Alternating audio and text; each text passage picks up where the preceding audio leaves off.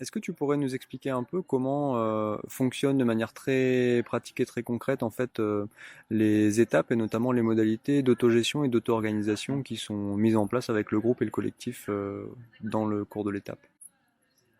Alors effectivement, on dit que l'Altertour est en autogestion parce que les participants, qui ne sont pas forcément des organisateurs du tour, vont mettre la main à la pâte et vont participer à l'ensemble des tâches quotidiennes qui permettent le bon fonctionnement du tour. Alors pour ça, on a un outil essentiel qui est le briefing, qui a lieu chaque soir, qui est prévu dans le programme par les organisateurs d'étapes. Et c'est un moment où on se réunit et où il va se passer plusieurs choses. Les organisateurs d'étapes vont nous présenter l'étape du lendemain avec tout le programme. Et on va faire la répartition des tâches. Donc on a un tableau des tâches pour ça, avec un ensemble de tâches qu'on fait souvent par ordre chronologique. Donc, typiquement, on va voir le réveil de l'ensemble des participants, qui est, si possible, fait en musique, en chant, mais ça peut être tout ce qui nous passe par la tête. Donc ça va être une ou deux personnes qui font ce réveil. Ensuite, on va avoir le petit déjeuner, qui est préparé par des personnes qui se réveillent avant le réveil, et il suffit d'une équipe de trois personnes qui prépare pour l'ensemble des participants.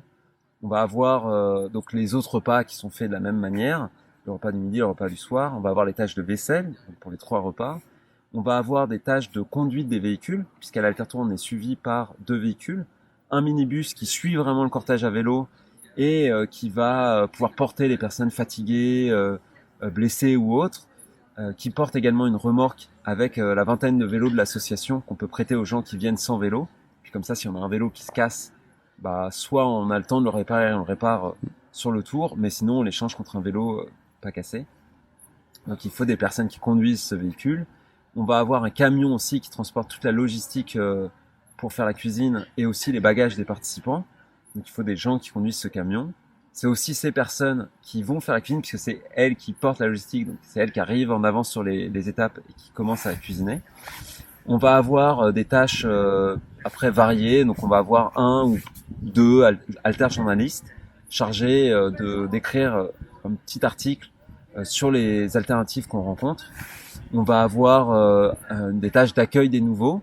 Donc chaque jour, il y a des personnes qui partent et qui arrivent sur l'Altertour. Donc il faut accueillir les nouvelles personnes, leur donner un peu le fonctionnement. Donc ça participe aussi de l'autogestion, c'est-à-dire de tout de suite former les nouvelles personnes à ce fonctionnement, de leur expliquer ce que je suis en train de détailler ici sur l'ensemble des tâches, et aussi leur présenter l'ensemble des véhicules, où sont rangées les choses. Comme ça, les gens peuvent être très rapidement autonomes. Et il y a un phénomène d'ailleurs, je fais une parenthèse, mais il y a un phénomène assez intéressant sur l'Altertour, c'est qu'au bout de 2-3 jours, les gens se sentent hyper à l'aise et sont déjà comme d'un peu des anciens qui peuvent expliquer aux nouvelles personnes comment ça fonctionne. Donc ça, c'est assez intéressant aussi à voir comme mécanisme d'appropriation de l'Altertour. Euh, alors j'en oublie certainement, ah oui, il y a tout ce qui est répartition des vélos, puisque comme je le disais, tout le monde vient pas avec son vélo, donc il faut répartir les vélos de l'Altertour auprès des personnes qui n'en ont pas, ou même si quelqu'un a son vélo et veut le prêter, ou a son vélo mais doit conduire un véhicule, et ben qu'est-ce qu'on fait de ce vélo? Soit on le met sur la remorque, soit on le prête à d'autres participants. On va avoir une tâche de réparation des vélos, donc ça peut être une ou plusieurs personnes qui s'y connaissent un peu, et ce qui peut être intéressant, c'est que ces personnes peuvent transmettre leur savoir à d'autres personnes qui s'y connaissent moins. On va avoir des tâches de sur tout ce qui est sortir les toilettes sèches, les douches de l'Altertour et puis les ranger, veiller à ce qu'elles soient rangées. Des fois, ça peut arriver, c'est pas courant, souvent on est en camping, mais des fois on a des lieux, par exemple des terrains municipaux avec éventuellement des toilettes en dur, des douches en dur. Eh ben, il faut laver ces espaces-là, donc là c'est aussi des tâches qu'on définit. Euh, voilà, j'ai plus ou moins fait le tour. Après, il y a des tâches qui n'apparaissent pas forcément sur le tableau, ou en tout cas qui sont réparties pas de manière. Donc ça, toutes ces tâches sont réparties chaque jour. C'est des personnes qui changent, avec une transmission possible entre les personnes qui l'ont fait la veille et les personnes qui le font le lendemain.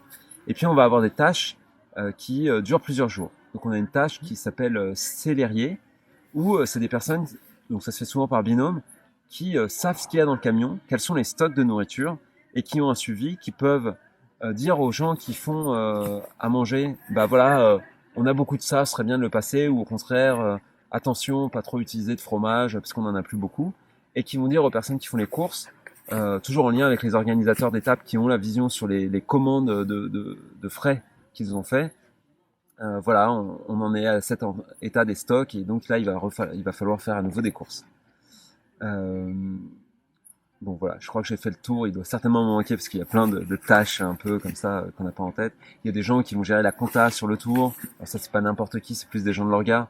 Mais voilà, il faut compter les dépenses et les recettes. Mhm. Donc voilà, il y a tout plein de tâches comme ça. Faire un peu les gens qui arrivent, il faut contacter en avance. Donc ça peut être le salarié qui le fait, mais des fois c'est une personne dédiée qui va appeler ou envoyer un petit message aux gens qui doivent arriver sur la journée pour dire Mhm. voilà, on est à tel endroit, est-ce que tu viens bien à telle heure, qui s'assure que les personnes viennent effectivement et sont pas perdues dans la nature. Donc il y a tout un ensemble de tâches qui sont gérées plus ou moins par les nouveaux ou par des gens qui sont là depuis un peu plus longtemps.